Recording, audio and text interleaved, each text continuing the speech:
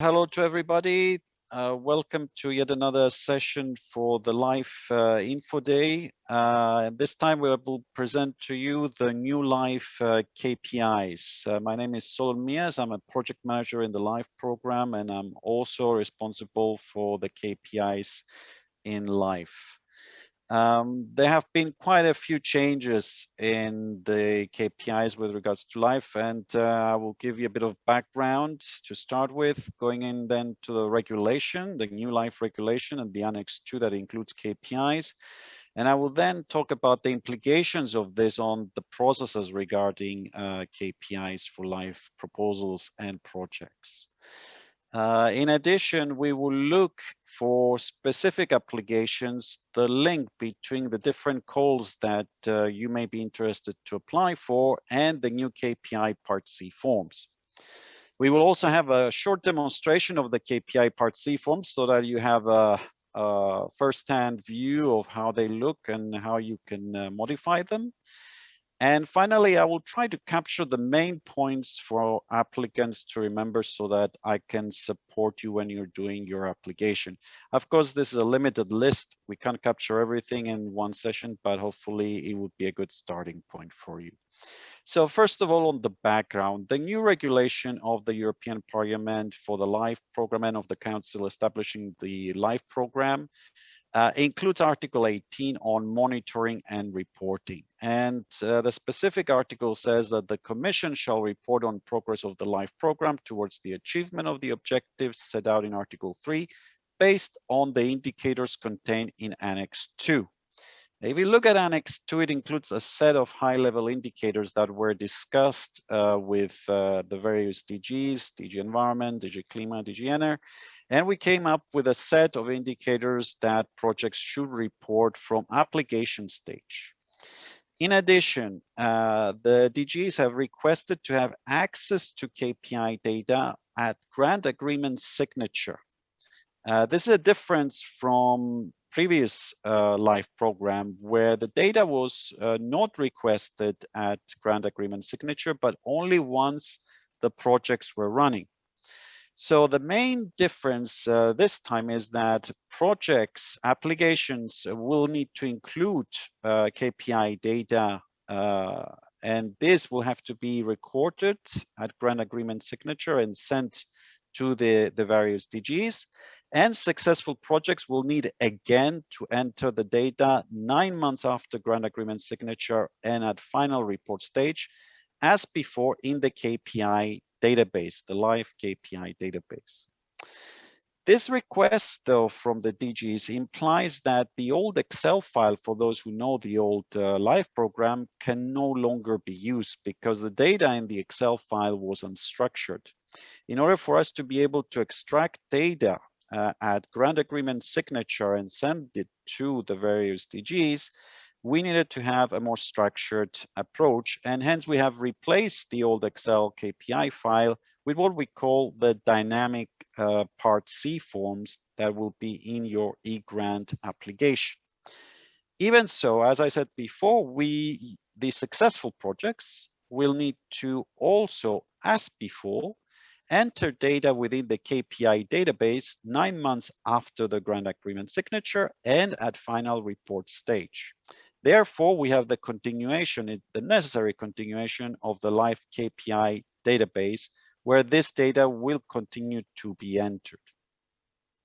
If we look at now more closely into the KPIs, Annex 2 of the regulation indicates the following KPIs: number of projects developing, demonstrating, and promoting innovative techniques and approaches, a number of projects applying best practice in relation to nature and biodiversity, number of projects for the development, implementation, monitoring, or enforcement of the relevant union legislation and policy, number of projects improving governance through enhancing capacities of public and private actors and the involvement of civil society, number of projects including SIPs, SNAPs, or the strategic ones, implementing key plans or strategies or programs of action, mainstreaming nature and biodiversity. And then we have a second set, section 2, which includes more numerical KPIs. For example, net change to the environment and climate based on nature and biodiversity, but also circular economy and quality of life, covering at least the following: air quality, soil, water, waste, chemicals, noise, resource use and efficiency, climate change mitigation and adaptation, and clean energy transition. In addition, we asked to report on cumulative investments triggered by the projects of finance accessed and the number of organizations involved in projects or receiving operating grants. Finally, we're asked to indicate a share of projects having had a catalytic effect after the end date of the project. Now, based on all the above, and also the discussion that I made at the previous slides, we have an implication on the process of the KPI. So the section above indicates how things were in the previous life program. So in the previous life program, the applicant at full proposal stage only, so not a concept note, had to fill in a KPI Excel file that was also revised during the revision process with the experts and submitted and included within the grant agreement that was signed by EASME at the time and the applicants. After that, for the successful projects, there was a manual transfer of data from the Excel file to the live KPI web tool, where data were then inserted 9 months after the project start and also at final report. And it was only at those 2 occasions where data was extracted by the live program and was sent to the relevant DGs like DG Environment and Klima at the time to be used for the live program statement. For the new live program, 21-27, there is no longer an Excel file, as I mentioned. It will be replaced by the Part C KPI forms. So the applicants have to fill, if available, if relevant, the Part C KPI forms. And I say if relevant because it has to be only done again at full proposal. So if you're applying for a 2-stage approach, at concept note, you will not see a Part C form, but you will only see it at full proposal stage, and it will be available for all applicants. So even applicants applying for technical assistance will see a very simple Part C to be filled in. This Part C will also need to be verified and re-examined at the revision stage, which is now the gap, called the gap stage, and will flow into the grant agreement that will be signed by the applicants and CINEA. And after that, data will be extracted and sent to the DGs for, again, use for the live program statement or other purposes. In addition, we hope, but this is still under development, that this will facilitate the previous manual transfer and it will make it automatic. So data will fly automatically from the Part C of the e-grants to the live KPI web tool that, as I mentioned before, will continue to be populated with data by successful projects only. And this, again, as I said before, will be done at 9 months after grant agreement signature and at the final report stage. So it's important to note that the KPI web tool continues to remain, and hence that should be reflected also within the applications, as there should be a relevant milestone or deliverable for the 9 months and final report update of the KPI web tool. Now, not all of you are applying for the same call. So looking at the picture of what should you expect to see as Part C, depending on your call, well, if you're applying for the sub-NAT, sub-ENV, sub-Klima, and the STRAT calls, you will be expected to fill in a common horizontal section, which is basically section 1 of the Annex 2, with output KPIs, and this should be mostly yes or no questions that you will need to provide an answer to.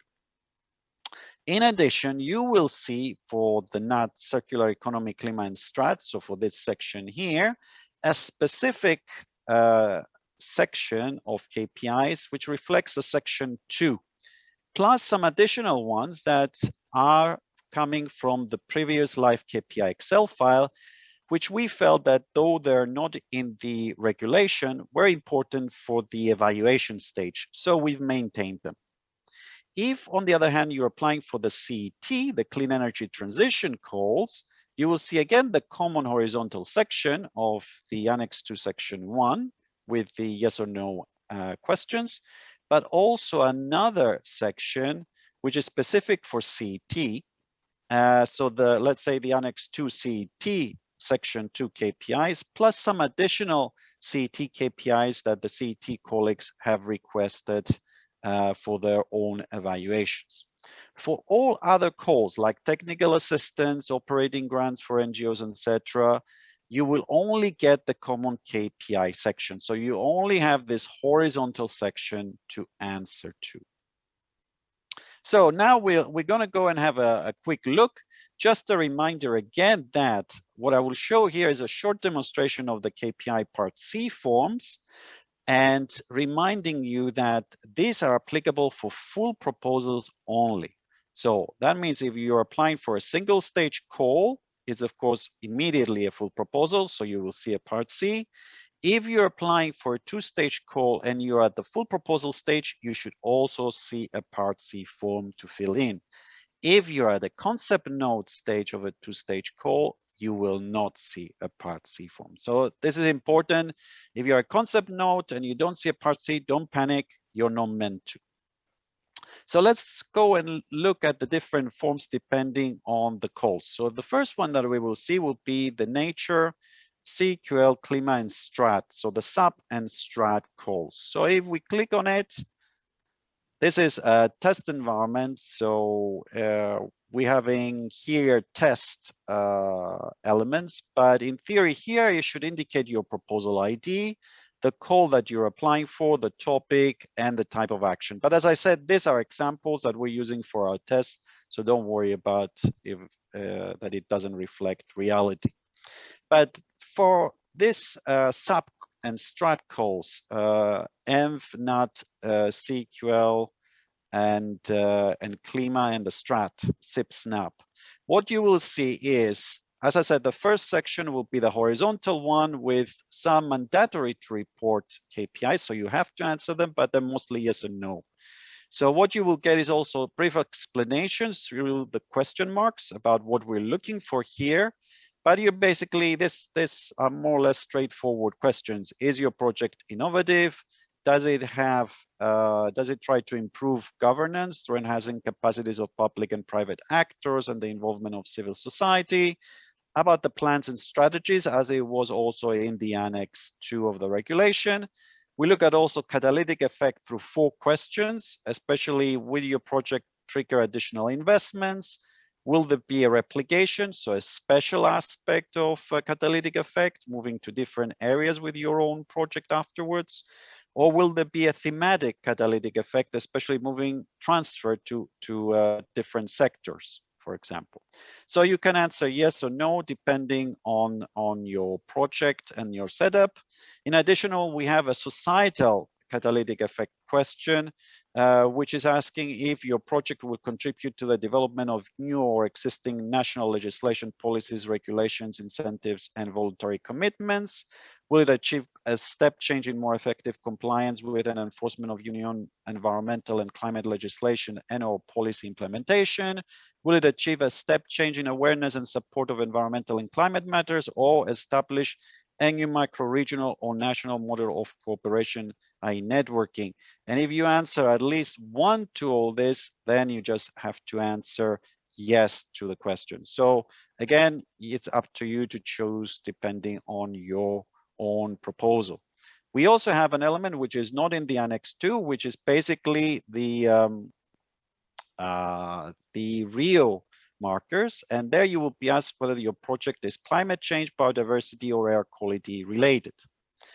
Then underneath, the final mandatory part is actually to give a context. So where is your actual geographical context of the project in terms of either the area of the work or the area of the impact? And here you can choose from EU member states or potential associated countries and eventually associated countries if applicable. For example, here I've already selected Malta, as you'll see, and also Albania from the potential associated countries, but you can select as many as you like. You don't have to select a big amount, just whatever is relevant to your project. And the way you do it, you click on plus, you select either EU member states and you get the EU member state list, or you can select to be associated countries and you get a list. So for example, I can select Ukraine, I click on save and Ukraine is added to the system. Up to here is all mandatory. From here on starts the non-mandatory section where for nature, for example, projects or strategic projects dealing with nature, they can select Natura 2000 sites that they will deal with. I've already selected one in Malta, but we can do another selection, for example, in Cyprus, since I'm from Cyprus. We select the type of Natura 2000, and let's say we go for Zoni Ειδικής Προστασίας Κοιλάδα Λιμνιάτη, and we save. And again, we have it in our system. Then comes the section with the numerical KPIs to enter. So this, you will see a menu. You can select whatever KPI you're non-mandatory to report. It's up to you to select what is relevant to your proposal. And if you select one, for example, I take employment, what you will get is underneath appearing an employment KPI form to fill in. So here I will select a few examples which are a bit different, which have something special. Let's say I want to report on this 4 KPIs. You will see them, as I said, appearing, opening for you here, where you have to enter your data. So if you want to report on waste, you have to click on the plus, and then you get the option what kind of waste you are trying to improve the inappropriate management of. So let's say it's end-of-life batteries. You will see also indications of how to report. So for example, here it says that you should try to report a baseline. So you need this on environmental pressure. So as you know, life, the traditional life likes to know what the baseline is. So for example, it could be 10 tons of end-of-life batteries. And the advice is, well, we expect you that you're going to reduce this tons of inappropriately managed waste. So let's say my project proposal will achieve 5. You will see hence the warning disappearing. If you enter above, the warning will be maintained. So it tells you that something doesn't sound okay. So you're basically reporting as if you're creating more environmental issues rather than solving them. But let's say I've entered 5, and also you will have an indication here, for example, that you should further reduce the number of inappropriately managed waste through, let's say, replication or upscaling 3-5 years later. So I reduce it further, let's say, to 1. This is similar to the old Excel file, but instead of asking you for percentages, we're now asking you for the actual amount that is going to be left based on the baseline.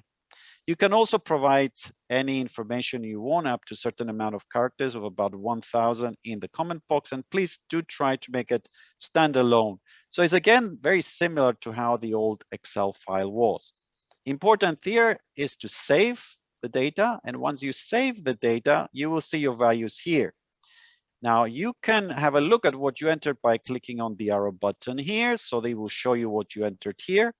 And also you can even enter more values. So if you click on plus again, and let's say your project is also working on end-of-life vehicles, you can also enter values there. So similar, I just enter some random figures just for a demonstration. I save it, and now both numbers are appearing there. I can see them. If I made a mistake and I need to delete, I just press on the minus and it's gone. Okay. Other cases which are not environmental pressures, you will see that the proposal is that you start from a value 0. For example, employment, which is jobs created. We don't expect you to create jobs before the start of the project. So we expect that 0 jobs are created at project start. But let's say you've created 10 jobs, and perhaps if you upscale, you're going to make them to 100. And also we can have some text that you can enter. If you already see some text, by the way, well, sometimes there are hiccups in the system. Don't worry about it. You can change it and save whatever new values or text you wish to save. Other options here that I've selected is the close to market. So is your project close to market or not? There's some questions, and if you answer yes to 2 of them, then we consider that your project is close to market. So this is not a numerical one, but it's either yes or no, which makes it also a bit different. Finally, another option for you that it's important, and that's why I selected it, is the fact that if you don't find the KPI which is relevant for your project in here, it might be the case that you need to report something else which is more close to your proposal. Then there is the option of other project-specific KPIs that I've selected here. And in this case, you are free to enter whatever data you wish. So it could be starting from 0, it could be a baseline, it could be going downwards, it could be going outwards. You can put whatever you want as a value. So it could be, for example, website hits. So let's say we start with 0 at the beginning. We're going to achieve, let's say, 10,000 during the project and maybe 20,000 afterwards, because we're going to keep maintaining our website 3-5 years later. And I can also enter some data and press save. You can keep adding, you can keep looking at what you entered, and you can even delete. Now, important, once you've entered all the KPIs that you want, you just press save data. The data is saved, and you will be able to see them in a PDF file. Okay, you don't need to do anything with the PDF file. You can save it if you want for your own records, but in theory, this PDF file should appear in the final PDF file of your proposal. The very end where you submit your proposal, you should also see in with all the other forms, the Part A, Part B, etc. You should also see the Part C. If it's not the case, then we suggest that you also upload this Part C in your application forms. There is a special place to upload annexes. But as I said, it should not be necessary. It should have been already in your proposal automatically. Now, please note that if you haven't answered any of the mandatory one, you will not be able to save your data, okay? So you will need to answer, and then the save button comes back and you can save your data. Let's move now to the other forms. So for CET, it starts again with the same form on the top. So you have the horizontal KPIs to choose that we mentioned before, again, mandatory. So if something is not selected, you will not be able to save your data. So you will have to respond to them. But then you have a list of other numerical KPIs which are for you to enter values. And in here, because the CET is new to life and also is dealing primarily with removing market barriers, we have not asked for a baseline. So you're only asked to indicate the change. And what is CET asking is for primary energy savings, final energy savings, so basically translation of the two, if you like, and also renewable energy generation, greenhouse gas emissions, investments in sustainable energy, legislation and policy, innovation uptake, skills, communication, and employment. Same thing for the save the data, same thing for the view PDF as before. So exactly the same as in the case of the sub and strat forms. For all other live calls, so that is technical assistance or the NGOs or any other call, the only thing that you will see is the top part, the mandatory horizontal KPIs, which are yes or no answers. You will not see any numerical ones. So I think this captures basically all the different forms. And here are the main points that I think are relevant for you to remember. I've tried to build two slides. The first thing is that, remember, the new life regulation KPIs differ from the previous regulation KPIs. So there's a big difference in both the way we're approaching things, but also the content. The previous KPI Excel file used at proposal application stage is therefore no longer needed. It cannot be used for our purposes.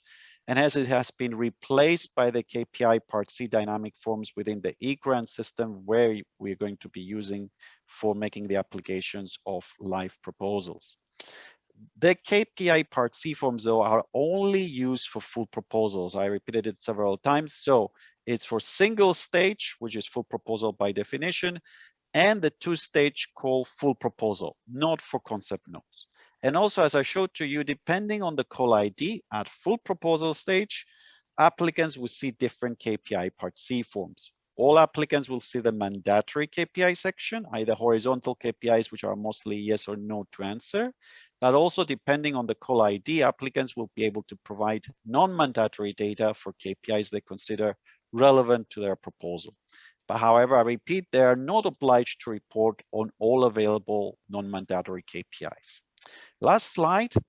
Applicants should follow instructions in the KPI Part C dynamic forms, especially for any numerical KPIs. If we're expecting an increase in the number of jobs, we expect to see that increase from 0, 1 to 10. Because if you maintain it at 0, is like you're not making any impact on jobs. If you're going from 10, 1, 0 in jobs, that means you're decreasing them, which feels odd. Also, if we are expecting you to reduce something, for example, CO2 emissions, you have a CO2 emission right now of 10 tons per year, and you should be reducing it according to our expectations.